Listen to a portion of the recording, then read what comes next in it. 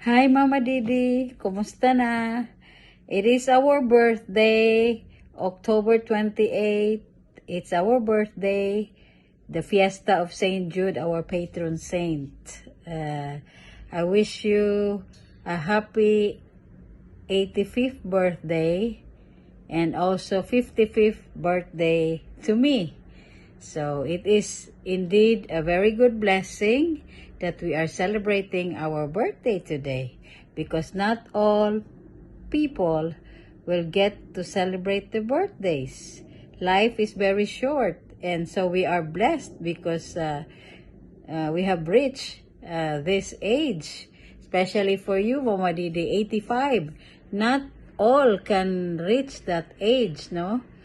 According to mortality rate in the Philippines, the average life expectancy of the Filipino people is, for female, it is like 72, and for male is 63 years old. So, grabe nga blessing kid sa imuha kay nakaabot yung kasi 85.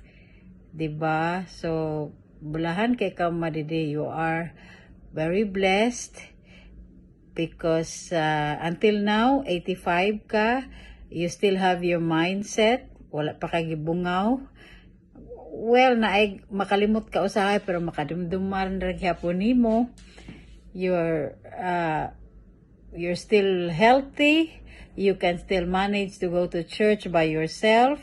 You can still manage to take care of yourself. Dili nga gailisan ka na, suutan ka na sa diaper. So that is really a very big blessing to you.